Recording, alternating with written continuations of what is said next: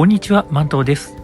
このチャンネルでは主にキャンプや旅について取り上げています。万博期間中は万博についてもたくさん取り上げる予定なので、よろしければチャンネル登録、グッドボタンお願いいたします。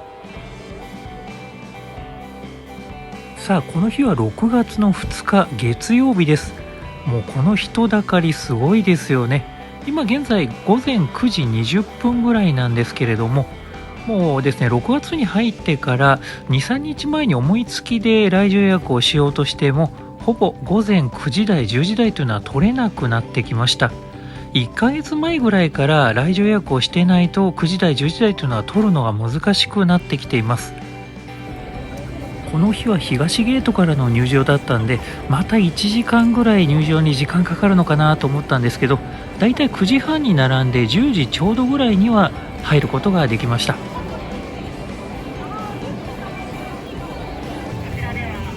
今日もいつものように予約をしていないので、何を見ようかなということで物色しながら歩くことにしました。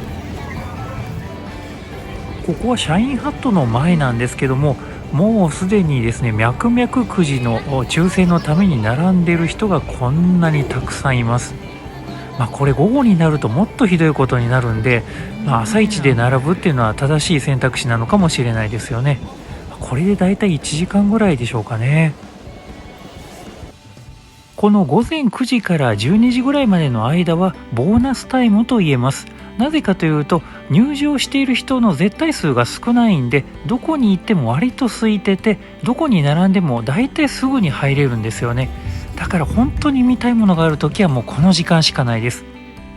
入場して10分が経ったので、当日登録で2本館を予約することができました。さあ、今日1つ目のパビリオンは向こうの灰色の建物、ポルトガル館に行ってみたいと思います。ポルトガル館、並んで10分もしないうちに入ることができました。ポルトガル館、待っている時から海のザーッという音が聞こえるようになっています。大航海時代にスペインと覇権を争った国ということで、それを強調しているところがあるんでしょうね。入り口にあるこの地球儀は、大航海時代と現在の地球を比べて世界の認識がどう変わっていったかというのを表しています。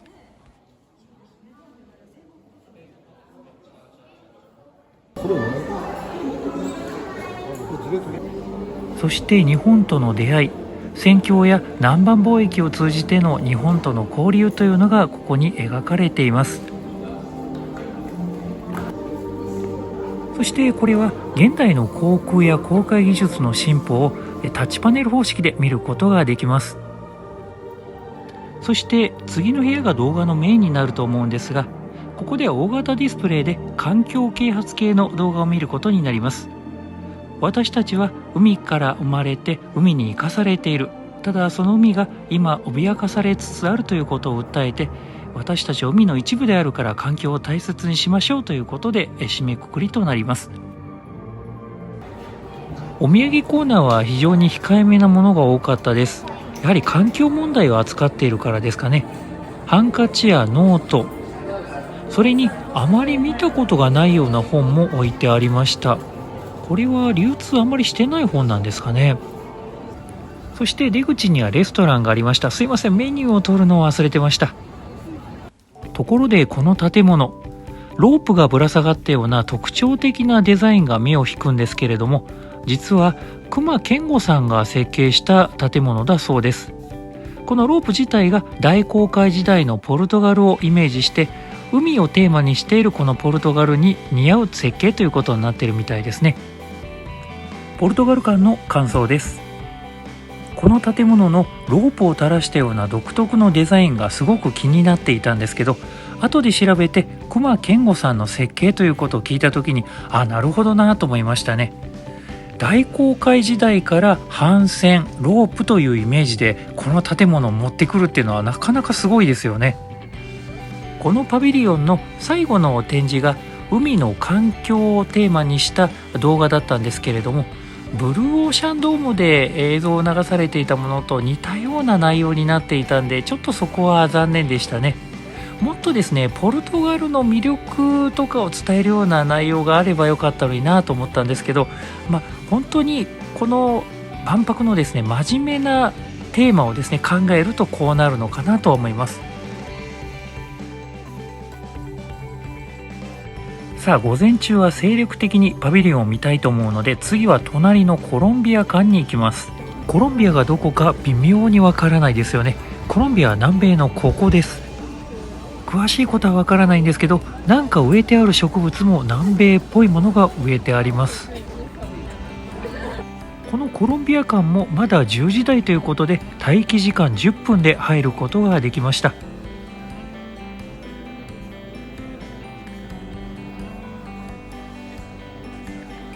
イントロダクションの部屋では、100年の孤独でノーベル文学賞を受賞したガブリエル・ガルシア・マルケスを紹介しています。彼が使ったタイプライターもここに展示されています。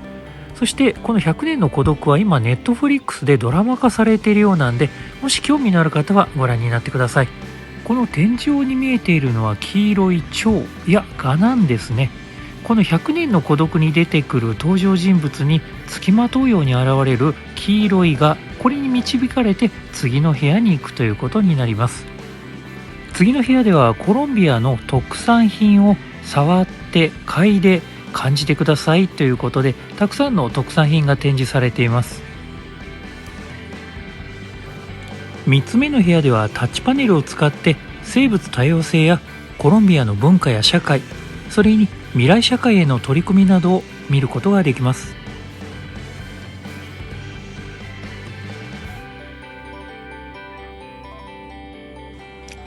そしてこちらのテーブルではその生物多様性に関してさらに詳しく書かれています。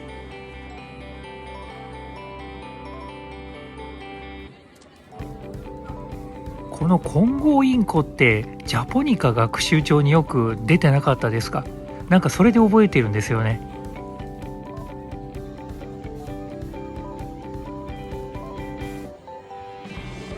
そして出口の近くにあるこのディスプレイではコロンビア各地の情報が紹介されています。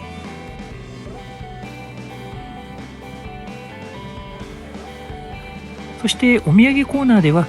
コロンビアの民芸品や宝飾類、それにコーヒーやアロマなどが紹介されています。特にこの左下にあるコーヒーなんですけれども、特殊な発酵方法を用いたコーヒーらしくて 100g で3700円もするんですけど、どんな香りがするんでしょうね。カフェのドリンクメニューはこんな感じでした。他にバスクチーズケーキやレチョナやエンパナーダという食べ物も販売されていました。コロンビア館の感想です。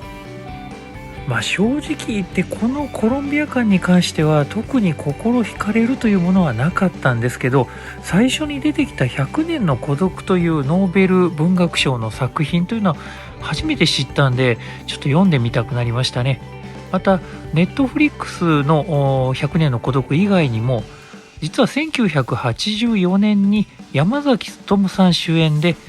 さらば箱舟という日本映画としても作られていて、ただこれは原作者からクレームが入って原作とは関係がないものとはされているらしいんですけど、あらすじは似てるみたいなんで、これも見てみると面白いかもしれません。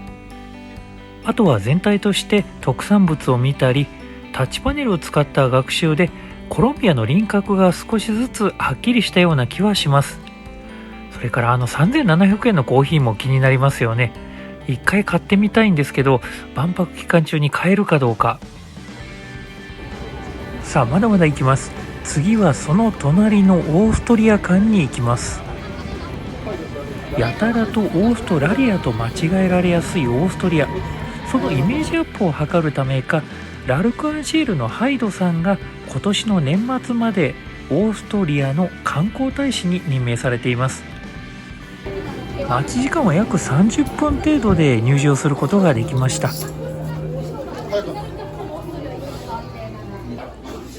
入場するとまず目につくのがオーストリアの国土についての紹介です。そしてスクリーンの横に目をやるとはい、出てきました。オーストリア館のキャラクター。この子は赤、白、赤ちゃんという名前のキャラクターだそうです。一言も喋りません。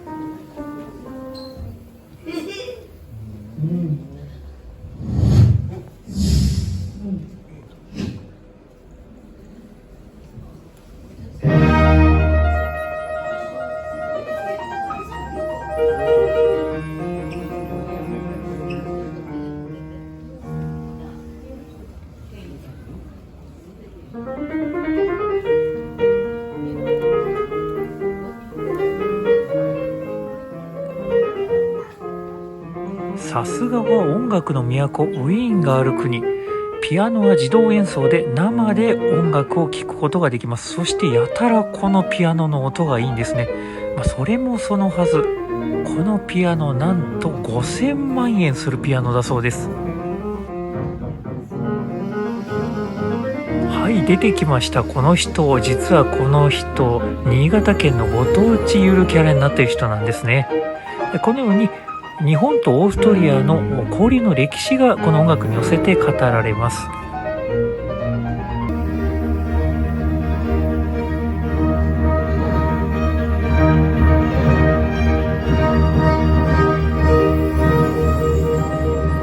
ープニングからなんか壮大ですよね。そして次の部屋では様々な分野でオーストリアの今を作った偉人たちが紹介されています。今人だかりができているこの鏡のようなものは人の顔を読み込んで先ほどの偉人風の肖像画にしてくれるという機械です。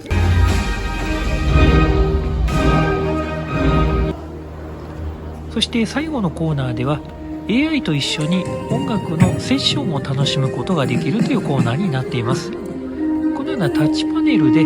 楽器を選んで音楽に合わせて押していくと、それが最後に、まとまった音楽として再生されるという仕組みです。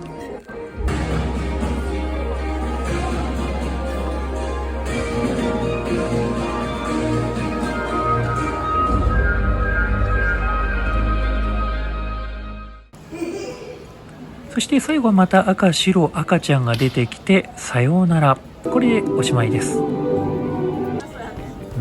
なぜ出口に獺祭がと思ったんですけど、実はこの獺祭クラシック音楽を聴かせて育ったという獺祭だそうです。お土産はこんな感じでした。オーストリアの偉人に変装したアヒルちゃんや先ほどの赤、白、赤ちゃんのぬいぐるみなどが売られています。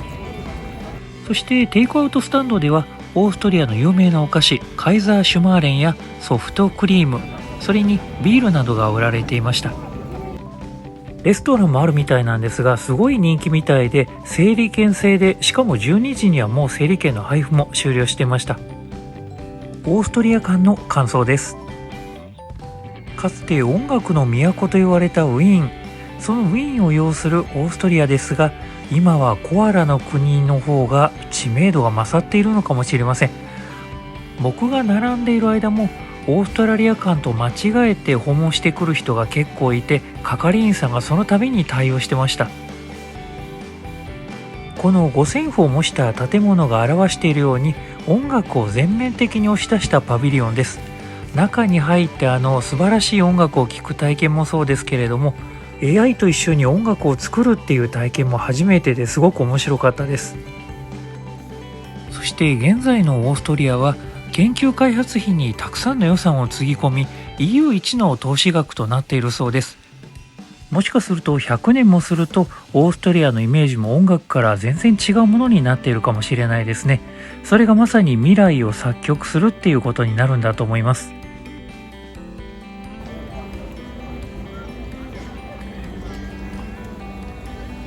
オーストリア館の隣に団体休憩所 P25 があります。ここは冷房がついている貴重な休憩所です。団体休憩所になっていますが、団体が使っていない時は個人でも使えるので覚えておいて損はないかと思います。内部はこんな感じになっています。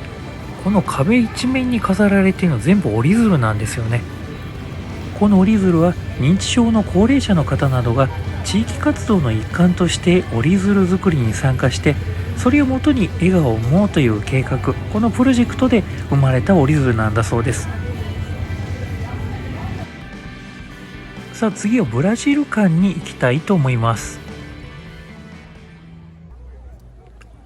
ブラジル館は20分ほどで入ることができました。ブラジル館入ると何かわけのわからないものがぶら下がっているし、床には何かが散らばっているし、もうわけがわからないですよね。僕はもうこういうのは大好きなんですけど、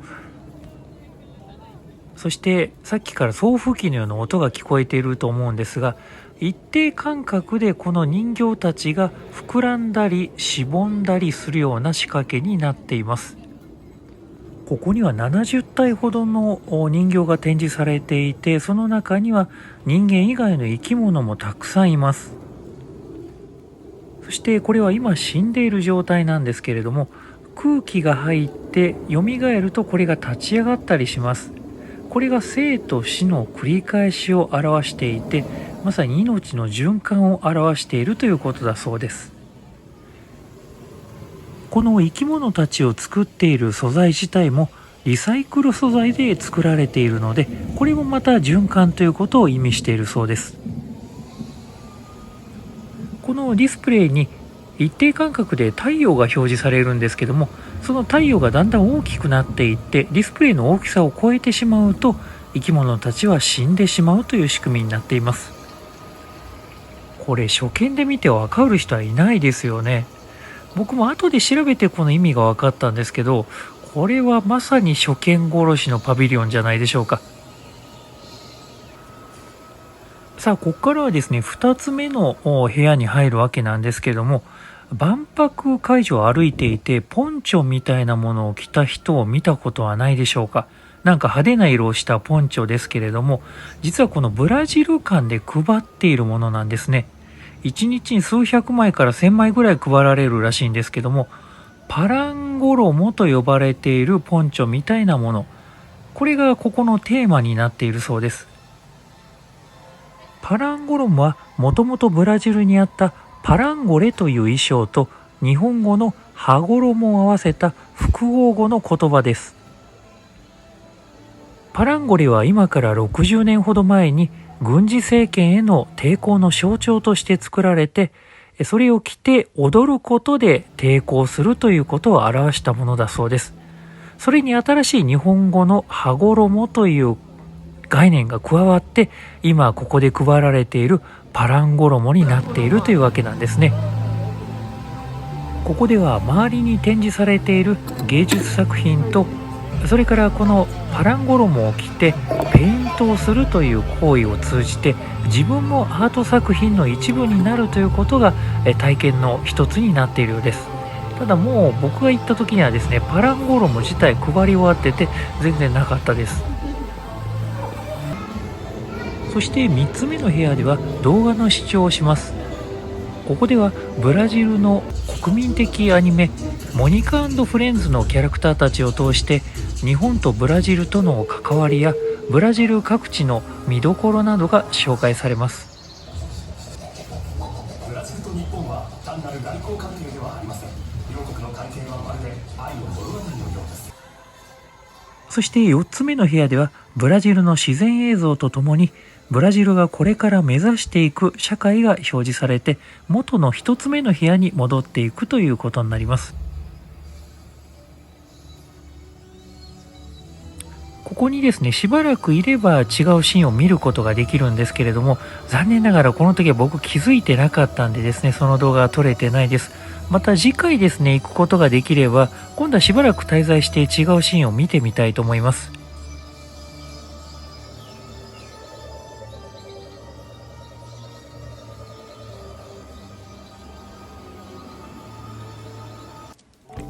ブラジル館の感想です。並び始めた時は80分かかると言われたんですけど、実際は15分ぐらいで入ることができました。結構このパビリオンに関しては回転が早いようです。そして中に入るとあの初見殺しの芸術、あの空気人形たちのフェーズに関しては5つのフェーズがあって、存在する、異なる、合流する、消える、そしてまた存在するというこの繰り返しになっているそうです。こりゃ1回では無理ですよね。2回目行くしかないですね。そして2つ目の部屋で配られているパラン衣、最近転売騒動なども起きているみたいで、配る数を制限しているのかな。なんかあんまり万博会場で着ている人見なくなりましたよね。そしてこの建物に堂々と書かれている我々の存在の真意とは、これは難しいような、中二病のような、なんか不思議な感覚ですよね。ブラジルっぽくないっちゃないですよね。私たちは生かされているのか、それとも生きることが存在の意味になっているのか、この辺りですかね。新規の方は応援入り口の下に並んでいただいてます。ただいまの新規のお客さん、待ち時間2時間から2時間半となります。ぬいぐるみのために2時間を使うというのはなかなかの冒険ですよね。ただもうこんだけの人が並んでますからね、すごいですよね。さあ、僕がやってきたのはレイガーデン。ここはナショナルデーホールとも呼ばれているんですけれども、毎日行われているナショナルデーの式典が行われている会場でもあります。その上はですね、このように回廊になっていて、屋上までちょっとした庭が続いているんですね。これちょっと行ったことがなかったので、上まで登ってみたいと思います。このナショナルデーホール、東ゲートを入ったところの一番奥の方にあって、社員ハットよりもさらに向こう側にあるので、意外にここは人が少ないんですよね。そしてイベントが行われていても、みんなここで行われていること自体を気づいていないという人も結構います。で、ここにはですね、実は、万博会場で一番お高いお店も存在しています。この建物の中にはお寿司屋さんと鉄板焼き屋さん、それにフレンチとビュッフェの店があります。ちなみにお寿司屋さんだとこの値段みたいです。お手軽なビュッフェの方だとこの値段なので、この値段だと外のレストランでも3000円ぐらいすぐにしちゃうんで、ちょっと高めかなと思って、いいところで食事しようと思えば、これぐらいの金額出してもいいかなって人はいるんでしょうね。さあ、話している間にだいぶ上がってきたんですけれども、まだまだこれね続くんですよ。この大屋根リングとほぼ同じ高さのところまで登って一番上のところということになるんで、ちょっと早送りしますね。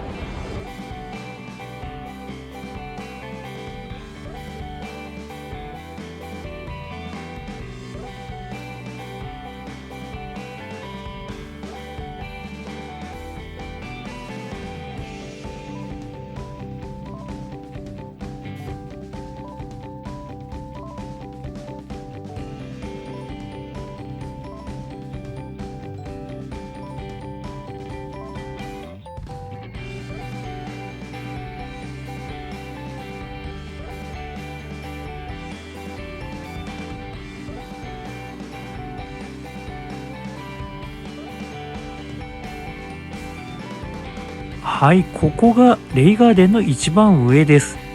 大屋根リングとほぼ同じ高さなので、ここをつなげてくれたら面白かったのになと思うんですけど、やっぱりね、仮設のものなんでそこまでできないんでしょうね。そして反対側を見ると海が見えていて、向こう側にはですね、先島タワーも見えています。ここの名前がレイガーデンっていうぐらいなんで、もっと植物を植えてあるのかなと思ったんですけど、下の方にちょっとした、花みたいなものが植えてあるぐらいで、ガーデンほどのものではないですよね。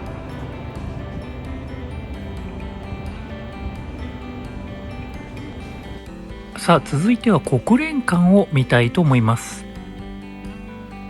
国連館ってそんなに人気ないからすぐに見れるのかなと思ってたんですけど、30分ぐらいですね入るのにかかりました。で、待っているところにですね、この SDGs に関わる問題なんかがあって、これを見ながらですね、ちょっと時間を潰せるというようなことになってます。入り口入ってすぐのところは国連の歴史が書かれています。イントロダクションの部屋には丸いオーブがたくさん飾ってあって、そこに国連の組織の名前が書かれています。さらにその周囲に円形のリングがあって、この周りを回っているオーブがディスプレイに落ちてくるという仕組みになっています。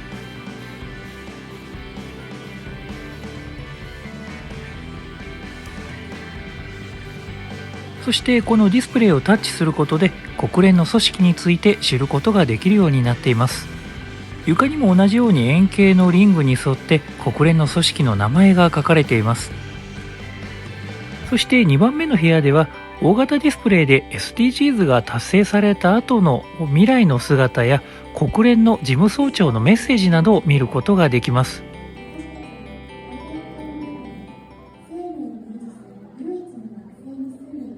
As you continue exploring, you will discover how the United Nations plays a key role in people's lives today, including here in Japan. This pavilion also symbolizes an important truth. Building a better, more peaceful future requires all countries and all people working as one. 最後の部屋ではプラスチックによる海洋汚染、いわゆるマイクロプラスチックの問題が展示されています。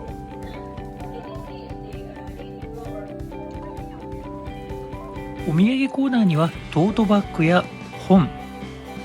それにコルクを使ったタンブラーやマグネットなどが販売されていました。そして出口ではアンケートに答えるとガチャガチャを引くことができます。ガチャガチャの中身は国連の組織について書かれているものになります。真面目なものですね。国連館の感想です。日本のガチャガチャに目をつけてデザインされているってところが面白いですよね。中にあるオーブもおそらくガチャガチャの玉をイメージして作られたんじゃないかと思います。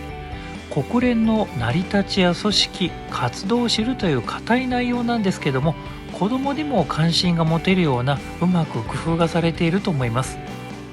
そして今回の万博でいろいろなところで取り上げられているマイクロプラスチックの問題、これも家族や子どもたちと一緒に考えてみるという機会になると思います。次は国連館の隣、国際機関館に行ってみたいと思います。この国際機関館には5つの国際機関の展示があります。まず最初に見てみたのが ITER と書いてあるんですが、これは ITER と読みます。ITER の目的は核融合炉の実現にあります。ここではパイナップル1個分の核融合燃料で1万トン分の石炭のエネルギーを生み出すことができると書いてあります。そしてこの核融合炉実現のために多くの国が協力をしているということがここに書かれています。実際に、実験炉はフランスに建設されているそうです。核融合は太陽がエネルギーを生み出している方法と同じ方法になります。続いては万博博物館、これは中国にあります。上海万博の跡地に建てられた博物館です。万博をテーマにした博物館というのは世界でも非常に珍しいそうです。ここに展示されているのは万博を記念したメダルです。なんと19世紀からこのメダルっていうのはずっと万博を記念して発行されているみたいですね。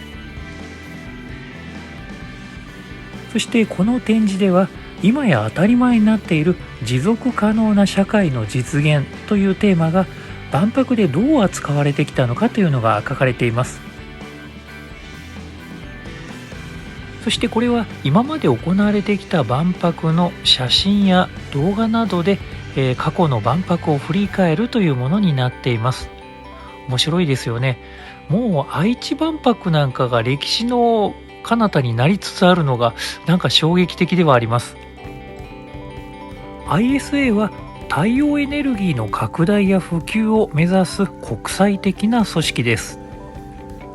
ISTC 国際科学技術センターは大量破壊兵器技術の拡散を防止する目的で作られた組織です。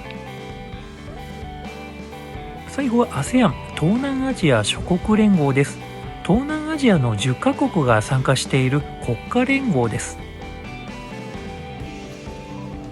ここには日本と ASEAN の関係、またその協力の意義について書かれています。そしてその隣にはアート作品1というものが展示されています。これは ASEAN の理念をアートにしたものだそうです。国際機関間の感想です。まあ正直このお堅い名前からしてこのパビリオンの名前を見てここに行こうと思って行く人っていうのはほぼいないでしょうね。でも他のものがもういっぱいで見るものがないからここに来るっていう人がほとんどだと思うんですけど、それでもニュースで見たことがあるような名前の機関、何をしているかよくわからないような機関の内容を少しでも知ることができるっていうのは意義のあることだと思います。少しでもですね知ることが大事だということで感想とさせていただきます。僕もちょっとよく分かってないんだよね。時刻は4時半になりました。もうクウェート間の前もこの状態ですからね、ちょっと並ぶ気はしないですよね。ここはフランス間の隣にあるフェスティバルステーションなんですけれども、時々こういったコンサートなどが行われるんですが、だいたいそのコンサートは2時間ぐらい前から並んでおかないと、まず見れることがないですね。続いては当日登録が取れた日本館に行きます。列を待っている間に当日登録もう一度試みてみたんですけれども、飯田グループのパビリオンを取ることができました。この日本館、広大な敷地があるんですけれども、その敷地を使ってゴミを使ったエネルギーを生み出すという新しい試みをしているようです。そして3つの入り口出口があるというふうに書いてはいるんですけど、実際はもう入り口は指定されてるんで選ぶことはできません。これは何か方針が変わったのかもしれないですけどね。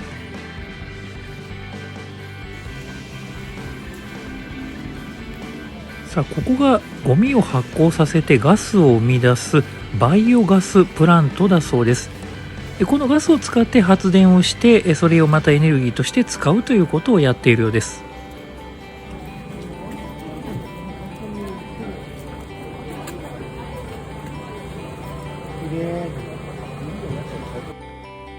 中に入ると日本館のコンセプトが紹介されます。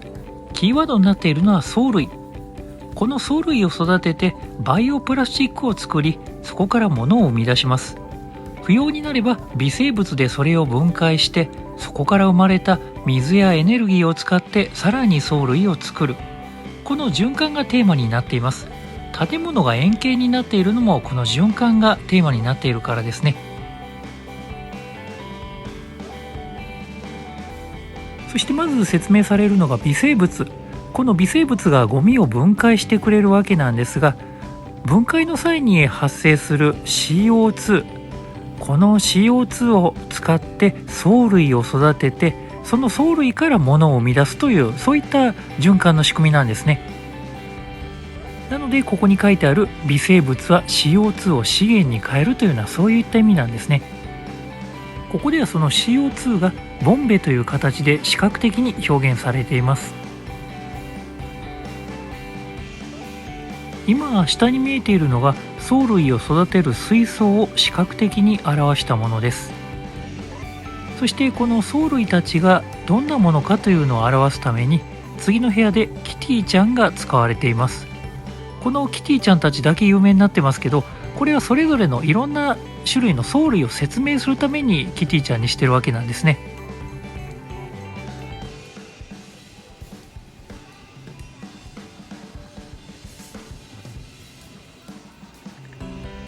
そして次のコーナーでは藻類の特徴、それがどれだけ有益なものかというのが説明されています。例えば藻類が吸収する CO2 の量は杉の14倍、藻類が生成できるオイルの量はひまわりの14倍、藻類が生成できるタンパク質の量は大豆の36倍、同じ水の量で生み出せるタンパク質の量は牛肉の50倍。命みなぎるモノカーテン、これはチューブの中に藻類を通すことによって効率よく光合成をさせるという仕組みのようです。芸術的な感じに見えて、これも面白いですよね。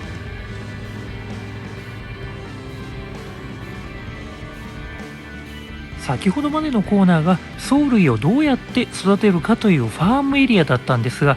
ここからがファクトリーエリア、物を生み出すコーナーになります。ここでは先ほど見た藻類を使って生み出したバイオプラスチックで実際に物を生み出す現場を再現しています。今 3D プリンターで作られているのは椅子です。そして後ろの人がバイオプラスチックの原料を選んでそれを機械に投入するということを再現しています。でここで生み出された椅子なんですけれども、実際に座ってみることができます。でこれが実際の椅子です。やっぱり 3D プリンターで作っただけあって円形の積み上げた跡があるんですけれども、すごく丈夫にできていました。で触り心地はねちょっとベタベタっていうかしてる感じがあって、プラスチックよりはなんか若干ね感触は悪いかなっていう気はしますけど、これが進んでいくといろんな形をこれで成形できるようになるんでしょうね。最後は柔らかなギャラリー。日本の伝統工芸や日本古来の考え方、柔らかさをもとにこの最新のテクノロジーと融合させるとどんなものができるかということを実証しています。例えばこの木桶は接着剤を使わずに切れ端とタガを使って組み立てています。これをもとにこのバラバラの素材をうまく組み立てるとサッカーボールができます。これはサッカーボールっていうより蹴鞠かセパタクローの球かなっていう感じはしますけどね。この説明文を見る限りは蹴り心地はサッカーボールに近いらしいです。本当なんですかね。こちらは着物に着想を得たリサイクル方法の提案。着物は一旦仕立ててもまた簡単に布生地に戻すことができる。それにヒントを得てリサイクルが簡単にできるスマートフォンを提案しています。最後は式年遷宮を例えにしてこの日本館を覆っている木材のリサイクルについて書かれていました。万博では時々リサイクルされる建物を巡りながら説明を受けるというツアーもあるみたいなんで、もちろん予約は必要なんですけど、もしそういった予約がある日に当たれば体験してみてはいかがでしょうか。このファクトリーエリアの出口付近には巨大な珪藻土の円盤が回っています。そしてその円盤に水滴が落ちて模様が描かれます。数秒するとその模様が乾燥して消えていく。そしてまた模様が描かれる。これが循環を表しているそうなんです。このオブジェを作った作者の意図としては太鼓の音が演出の一つらしいんですけど、人の声にかき消されちゃってるんですよね。お土産ショップではこんなものが売られていました。当然リサイクルができそうな製品がメインですよね。さあこれで出口かなと思うとそうじゃないんです。最後はプラントエリア。最初のバイオガスプラントがあったところのエリアになります。ここではゴミを模したものがベルトコンベヤーで流れていっているんですけれども、このゴミを発酵させて分解するとメタンガスが発生する。このメタンガスを使って発電をしてエネルギーを生み出すという仕組みです。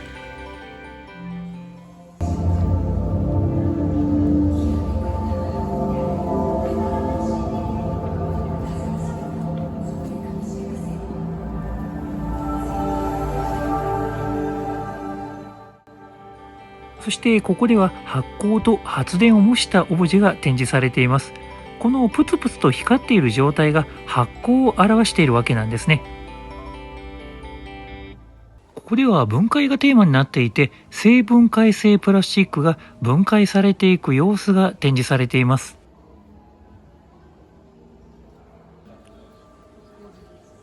そしてもう一つのコーナーでは日本が誇る発酵技術、お酒や醤油、味噌を生み出した麹菌が生み出す旨味の違いについて書かれています。旨味の違いを視覚的に表現したのが上の模型なんですね。さあ長い日本館ツアーもこれが最後。生ゴミを分解した後に残った水をさらに微生物で分解してきれいな水にして、最後に見る池にその水が溜められています。ここまでずっと薄暗い中を歩いてきたんで、こういう広い場所に出るとほっとしますよね。そしてこの板に囲まれた中の水盤、この水自体が先ほどのろ過された水というわけです。なんだかすごく芸術的ですよね。隣にいた外人さんはすごく日本的だっていうふうに感動してました。こういうオブジェもやっぱり日本的に見えるのかな。そして最後の最後に火星の石が展示されています。この小さな石もそうなんですけど、庭石ぐらいの大きな石が展示されています。それはもう動画には出さないので、実際にご覧になってみてください。日本館の感想です。やはり命輝く未来社会のデザインというテーマで縛られてしまったんでしょうか。外装がこんなに杉材を使った印象的なものなのに、中身についてはちょっと地味だった気がします。日本の良さって他にもあると思うんですけど、アピールはできなかったんですかね。藻を使った循環システムの紹介というのは本当に意外でした。こういう方法があるんだということで本当に勉強になりました。ただその地味な藻をですね、どうやって印象づけるかということで、苦労されたんだと思います。それがキティちゃんとかにつながっているんでしょうね。そしてこのパビリオンで実際にこの大規模なシステムを実行しているわけなんですけれども、すごい多分お金かかってるとは思うんですけど、その割にあんまりちょっと印象に残らないし、感動が薄かったですね。これはちょっと取り上げた題材がねっていうところがあると思います。この日本館で取り上げられている題材自体が未来につながるものなので、お子さんの自由研究の参考にするには最適じゃないでしょうか。万博に来たついでにこの勉強もしていくということで、まさに万博に来る理由ができますよね。この日本館ですが、9時半から10時半、そして19時から閉館までの間は自由観覧ができます。予約がなくても見れるんですね。ただ1時間以上前から並んでないと多分かなり時間を食ってしまうんじゃないかと思います。今日最後のパビリオンは飯田グループと大阪公共大学の共同出展館です。このパビリオン、ひときわ目を引く外装になっていますが、それもそのはず、この外装西陣織で作られているんです。実際触ると布の感触がします。そして謎のキャラがイントロダクション。なんか日本ってこういうところあんまりセンスないですよね。まず目に入るのがこの巨大なジオラマです。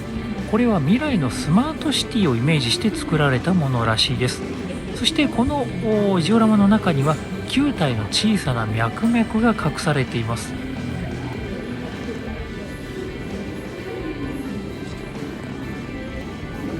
この建物ギネス認定されてるみたいなんです。ギネス何の記録なのかなって調べてみたんですが、世界最大の西陣織で作られた建物、そして世界最大の扇子型の屋根。そりゃそうでしょうっていう感じしますよね。なんかモンドセレクションみたいになってませんか。さてこのパビリオンの大きな取り組みの一つが人工光合成です。CO2 を電気と触媒で分解して偽酸に変える、これを人工光合成と呼んでいるわけですね。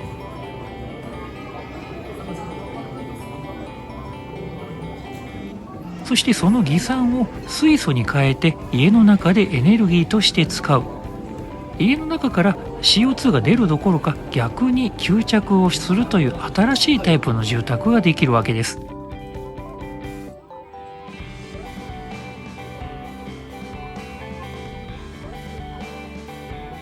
そして AI を搭載したスマートハウスの展示もされていました。さすが飯田グループっていう感じしますよね。鏡にベルを出すと健康診断をしてくれたり、それから今の腸内環境が分かるトイレがあったり、これ本当に排便したりはできないですけど、それから、料理の提案をしてくれるスマートキッチンがあったりということで、いろいろおせっかいを焼いてくれるロボットがいるようです。これはですね、運動の提案をしてくれる AI みたいです。さあこのジオラマなんですけど、脈々さんは一体どこにいるんでしょうか。ここなんですね。こんだけ小さいんで、これはなかなか見つけることはできないと思います。子供とかいたらですね、喜んでやりそうですよね。売店ではあの海老蔵團十郎さんが使ったのと同じ50万円の扇子が販売されています。限定品なんだそうですけど、まだ一つしか売れてないそうです。そりゃそうですよね。もう少しお手頃な4000円の扇子も売られているそうです。これが50万円なんですけどね。なんか50万円の扇子を売るにしてはちょっとこの箱がひどいですよね。もうちょっと高級感出せばいいのになと思うんですけどね。飯田グループ大阪公共大学館の感想です。日本館を見た後でこの飯田グループの取り組みを見たので、非常にこの人工光合成の取り組みというのが面白く感じました。いろんなアプローチでですね、循環型社会ですとかカーボンニュートラルというのをですね、実現する取り組みがあるんだなということで勉強になります。スマートハウスについては AI があそこまでおせっかいを焼くと逆にうざいんじゃないかなというふうに思いました。ただトイレに入って健康診断をしてくれるとかいうのは楽でいいですよね。もっと人間と AI の距離が近づくと意識も変わってくるのかもしれないですね。外装とかジオラマはねすごいんですけどね、そこまでですねうわーと思うようなものはなかったんで、これは人によるとは思いますけれども、お子様連れで行くとですね、脈々をですね数えるとかそういうのだけでもきっと楽しいと思います。最後はいつものように大屋根に登ってドローンのショーを見ようということで屋根に上がってきたんですけど、イタリア館のこのお庭の綺麗さすごいですよね。夜景で見るとなんか一段と美しいな。そしてアンゴラ館まだ開館する前だったんですけど、この日ぐらいから外のディスプレイがつくようになってました。でドローンのショーを待ってたらですね、この噴水のショーの途中で中止というアナウンスが流れて、それはびっくりしましたね。そんなタイミングで流れるんだと思いました。というわけで今日は西ゲートから帰りたいと思います。この動画もし気に入っていただけましたらチャンネル登録やグッドボタンなどお願いいたします。それではまた次回お会いしましょう。バイバイ。